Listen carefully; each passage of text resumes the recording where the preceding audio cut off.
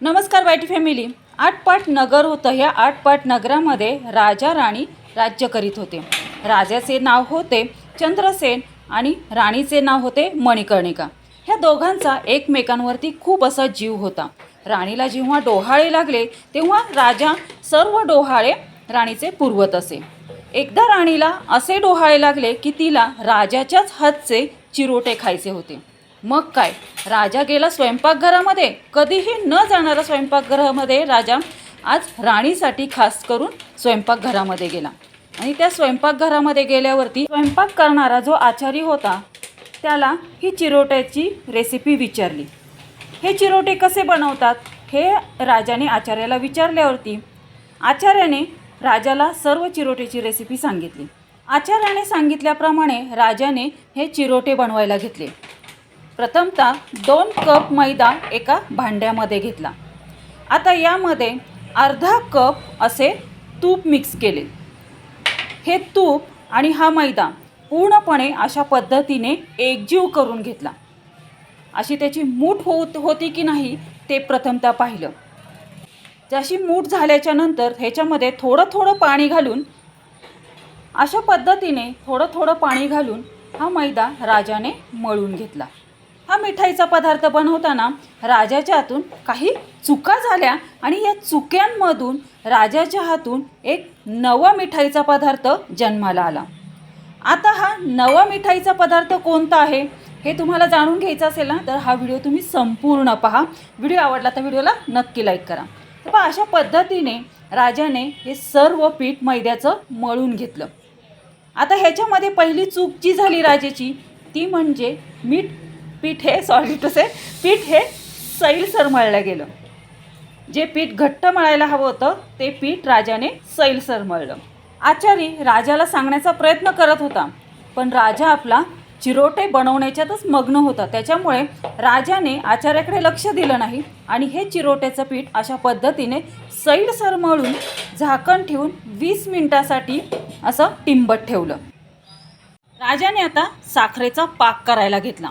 भली मोठी कढई घेतली आणि ती चुलीवरती ठेवली. कढईमध्ये राजाने 1 कप साखर घातली. या साखरेमध्ये केशरच्या कांड्या घातल्या. आता या साखरेचा पाक करण्यासाठी राजाने यामध्ये अर्धा कप पाणी घातलं.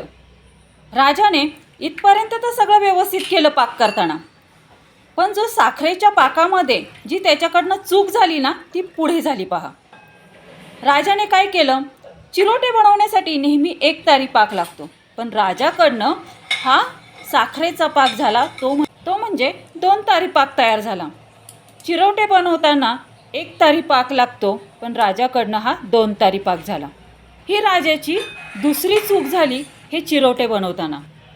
साखरेचा पाक आता साईडला ठेवून दिला राजाने. आता चिरोटेला लावण्यासाठी साठा तयार करावा लागतो. हा साठा तयार करायला घेतला राजाने काय केलं, एक भांडं घेतलं. त्यामध्ये 3 चमचे तूप घेतलं. 3 चमचे तूप घेतलं आणि त्यामध्ये जो मैदा घातला ना हा मैदा घातला तो म्हणजे 2च चमचे. मैदा आणि तूप चांगलं एकजीव करून अशा पद्धतीने राजाने साठा तयार करून घेतला आणि हा साठा साईडला ठेवला. राजाने चिरोट्यासाठीचं जे पीठ मळलेलं होतं मैद्याचं ते आता घेतलं आणि या पिठाच्या गोळ्यावरती थोडंसं असं तूप घातलं वरतून आणि हे पीठ मैद्याचं चांगलं असं मळून घेतलं. मैद्याचं चांगलं पीठ अशा पद्धतीने राजाने मळून घेतल्याच्या नंतर ह्याचे 4 भाग केले. तुम्ही आपल्या चॅनलवरती नवीन असाल आणि तुम्हाला असे स्वादिष्ट रेसिपी शिकायचे असतील तर आपले YouTube channel Trupti Ingmire cook and ब्लॉगिंगला लाईक, शेअर आणि सबस्क्राईब करा. राजा चंद्रसेनने ह्या पिठाचे 4 भाग अशा पद्धतीने समान केले हे आणि चांगले असे ह्याचे 4 गोळे करून घेतले आणि हे गोळे एका भांड्यामध्ये ठेवले. आता ह्या 4 गोळ्यांपैकी राजाने त्याच्यातला 1 गोळा घेतला. ह्याच्यावरती मैद्याची पिठी पेरली आणि अशा पद्धतीने ही मैद्याची लाटी फुलक्याप्रमाणे अशा पद्धतीने लाटून घेतली आणि ती एका ताटलीत काढली. ह्याचप्रमाणे राजाने बाकीच्या 3 गोळ्यांची सुद्धा अशा पद्धतीने फुलक्यांच्या आकारात फुलके असे लाटून घेतले आणि ते एका प्लेटमध्ये काढून घेतले. नंतर यावरती जो साठा बनवलेला होता राजाने तो ह्या फुलक्यांवरती लावला. पहा, अशा पद्धतीने हा साठा राजाने ह्या फुलक्यांवरती सर्वत्र असा पसरवून घेतला. हा साठा पण थोडासा पातळ झालेला आहे बरं का. राजाने इथं सुद्धा राजाची चूक झालेली आहे. साठा बनवताना सुद्धा हा साठा थोडासा घट्ट असायला हवा होता, पण राजाकडून हा साठा झाला पातळ. ही झाली राजाची चिरोटे बनवतानाची तिसरी चुकी.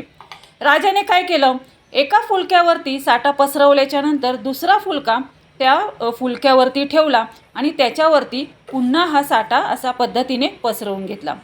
अशाच पद्धतीने तिसरा फुलकासुद्धा ह्या फुलक्यावरती ठेवला साठा लावल्याच्या नंतर आणि त्यावरती सुद्धा पुन्हा साठा लावला आणि त्या साठ्यावरती सुद्धा पुन्हा चौथा फुलका ठेवला आणि त्या फुलक्यावरती सुद्धा पुन्हा साठा लावून घेतला. अशा पद्धतीने सर्व फुलक्यांना साठा लावून एकावर एक असे हे फुलके ठेवले आणि या पद्धतीने हे फुलके गुंडाळून घेतले. पहा, ज्या चुका झाल्या ना राजाच्या, त्या चुक्यांमुळं ही जी गुंडाळी होती ना, ही गुंडाळी टाईट व्यवस्थित होत नाही आहे. पहा, लूज होती आहे. हे चिरोटे बनवताना राजांनी ज्या चुका केल्या, म्हणजे हा मैदा मळताना लूज मळला, तसेच जो साठा बनवताना पातळ साठा केला, त्यामुळे ना पहा अशा पद्धतीने जी आपण गुंडाळी केली ना ह्या साठ्याची, अशा पद्धतीची ही गुंडाळी तयार झाली, अगदी लूज तयार झाली. ह्याच्यावरती राजाने थोडंसं असं पीठ पेरलं पहा आणि पुन्हा ही गुंडाळी चांगली अशी रोल करून घेतली, म्हणजेच गुंडाळून घेतली. आता इथे काय केलं राजाने, सुरीने या गुंडाळीचे अशा पद्धतीने काप तयार केले.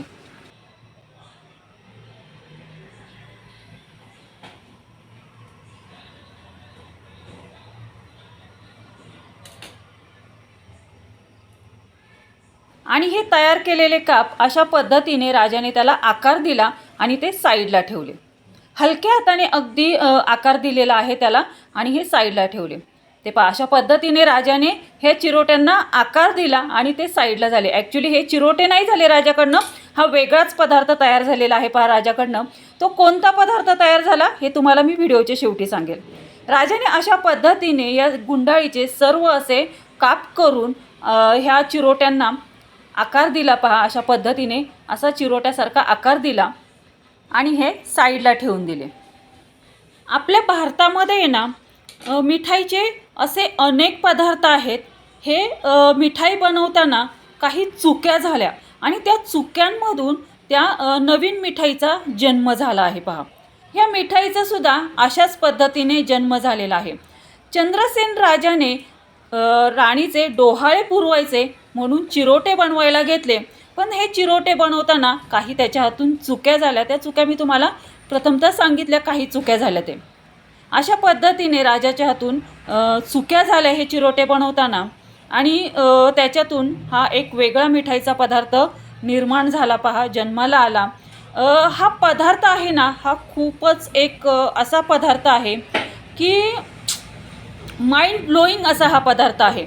जेव्हा मी हा पदार्थ स्वतः करून केला आणि जेव्हा ह्याची टेस्ट घेतली तर ह्या पदार्थाची इतकी भारी अशी टेस्ट लागली मला, खूपच सुंदर अशी टेस्ट लागली. म्हणून म्हटलं चला हा पदार्थ आपल्या वायटी फॅमिलीला शेअर केलाच पाहिजे. ज्या पद्धतीने मी ही जी स्टोरी सांगितली तुम्हाला सांगत आहे, त्याच पद्धतीने ही स्टोरी मी वाचली आहे आणि ती तुमच्यासोबत शेअर केलेली आहे. काही इतिहासातल्या अशा स्टोऱ्या आहेत पहा, त्याच्यातून आपल्याला नवनवीन पदार्थ हे समजतात. त्यातीलच हा एक पदार्थ आहे पहा. राजाने अशा पद्धतीने हे चिरोटे सर्व बनवून घेतले. राजा अगदी आनंदात होता की त्याला पहिल्याच ह्याच्यामध्ये हे चिरोटे खूप सुंदर असे जमले. त्यामुळे राजा उत्साहात असे हे चिरोटे बनवत होता पहा. हे सर्व चिरोटे तयार झाल्याच्या नंतर राजांना ह्या चिरोट्यांना वेगवेगळाच आकार देत होता. काही चिरोटे असे गोल बनवत होता, काही चिरोट्यांना असा मोदकाचे आकार देत होता, काही चिरोटे असे जाड बनवत होता, काही चिरोटे असे पातळ बनवत होता. अशा पद्धतीने राजाकडून हे चिरोटे बनवले गेले. आता हे चिरोटे राजाने तळायचे ठरवले. राजाने पुन्हा चूल पेटवली. चुलीवरती मोठी कढई ठेवली. त्यामध्ये तेल घातलं. तेल चांगलं असं मोठ्या चुलीवरती मोठ्या आचवरती तेल चांगलं असं कडक तापून दिलं. अर्थात आता चुलीची जागा गॅसनी घेतलेली आहे आणि मोठ्या कढायांची जागा आता छोट्या कढईंनी घेतलेली आहे पहा. म्हणून आपण पण इथे गॅस घेतलेला आहे आणि छोटी कढई घेतलेली आहे. तेव्हा पूर्वी मोठमोठ्या अशा कढया असायच्या, मोठमोठ्या अशा चुली असायच्या आणि यावरती सर्व असे पदार्थ बनवले जायचे पहा भल्या मोठ्या प्रमाणामध्ये. म्हणून तेव्हा आहे ना, आणि तेव्हा एकत्र कुटुंब होतं तेव्हा, त्यामुळे ना मोठमोठ्या चुली असायच्या आणि मोठमोठे असे त्यामध्ये कढया पातेले वगैरे असायची पहा. तर पहा असो. तर चला आपण पुन्हा आपल्या स्टोरीकडे वळूयात. तर पहा अशा पद्धतीने राजाने चूल पेटवून कढई ठेवली आणि त्या कढईमध्ये तेल घातलं. तेल चांगलं कडकडीत असं गरम केलं. आता या तापलेल्या कडक तेलामध्ये राजाने चिरोटे तळण्यासाठी घेतले. एक चिरोटा ह्या तेलामध्ये घातला आणि तो तळण्यासाठी सुरुवात केला. अशा पद्धतीने राजाने सर्व चिरोटे आहेत ना केलेले हे तळून घेतले. हलकासा असा ब्राऊन कलर येईपर्यंत राजाने हे चिरोटे गरम तेलामध्ये तळून घेतले आणि हे चिरोटे तयार केलेल्या साखरेच्या पाकामध्ये मुरण्यास अशा पद्धतीने घातले. एक एक करून अशा पद्धतीने राजाने हे सर्व चिरोटे ह्या साखरेच्या पाकामध्ये डीप करून घेतले, मुरवण्यासाठी घातलेले आहेत. आता मी इथे सारखी चिरोटे का म्हणते, कारण राजासाठी तर हे चिरोटेच आहेत. पण जेव्हा हे तयार झाले तेव्हा तो एक वेगळाच मिठाईचा पदार्थ तयार झालेला आहे आपल्या हातून. हे राजाला जेव्हा राणीने ही मिठाई चाखली त्यावेळेस समजलं राजाला, अरे आपण तर हे चिरोटे करायला गेलो होतो, पण हा तर एक वेगळाच असा मिठाईचा पदार्थ झालेला आहे. हे सर्वात शेवटी हे राजाला समजतं पहा. तर म्हणून मी इथे व्हिडिओमध्ये सर्व सारखी अशी चिरोटे सांगत आहे, कारण राजासाठी हे चिरोटेच आहेत. म्हणून मी इथे सारखा चिरोटेचा उल्लेख करत आहे. पण ॲक्च्युली हा पदार्थ गोडाचा मिठाईचा पदार्थ चिरोटे नसून हा वेगळाच पदार्थ आहे. तर अशा पद्धतीने राजाने हे चिरोटे साखरेच्या पाकामध्ये मुरण्यासाठी घातले. हे चिरोटे जेव्हा साखरेच्या पाकामध्ये पूर्णपणे असे मुरून दिले आणि हे चिरोटे जेव्हा राजाने आपल्या लाडक्या राणीला मणिकर्णिकेला जेव्हा सर्व केले तेव्हा अशा पद्धतीचे हे चिरोटे तयार झाले होते पहा.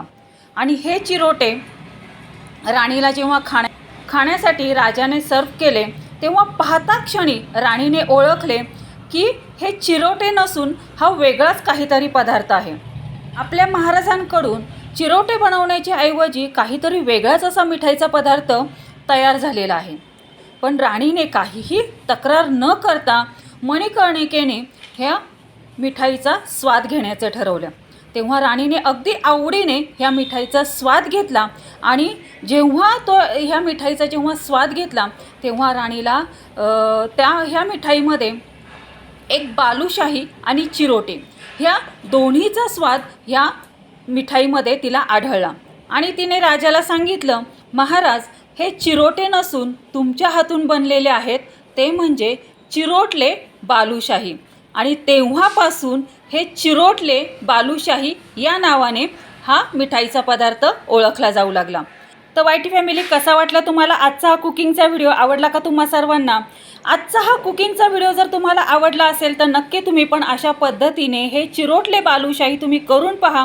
तुम्ही याचा स्वाद घ्या आणि घरातल्यांनाही ह्याचा स्वाद घ्यायला द्या आणि मग मला कमेंटमध्ये कळवा की आज आपण हे खूप वर्षापूर्वी जे राजाच्या हातून चिरोटे बनवण्यासाठी घेतलेला जो मिठाईचा पदार्थ होता तो चुकला आणि त्या चुकीतून हा चिरोटले बालुशाही मिठाईच्या पदार्थाचा जन्म झाला. तर वायटी फॅमिली, कशी वाटली तुम्हाला आजची ही चिरोटले बालुशाहीची गोष्ट आणि हे चिरोटले बालुशाहीचा मिठाईचा पदार्थ? आवडला का तुम्हा सर्वांना? मला कमेंट करून नक्की कळवा. अशाच नवनवीन रेसिपींसाठी आपले यूट्यूब चॅनल @तृप्तिंग मिरे कुकिंग अँड ब्लॉगिंगला लाईक, शेअर आणि सबस्क्राईब करा. सबस्क्राईब करून ऑल बेल बटन प्रेस करा, म्हणजे जेव्हा माझे कुकिंग अँड ब्लॉगिंगचे व्हिडिओ पोस्ट होतात तेव्हा त्याचे नोटिफिकेशन तुम्हाला येईल आणि असे स्वादिष्ट रेसिपी तुम्हाला शिकायला मिळतील आणि त्यांचा स्वादही घ्यायला मिळेल. धन्यवाद. Have a good day. भेटूयात आपण अशाच नवीन रेसिपीसोबत नवीन कुकिंग अँड ब्लॉगिंग व्हिडिओमध्ये. तोपर्यंत सर्वांनी तब्येतीची काळजी घ्या, मस्त खा आणि स्वस्थ रहा.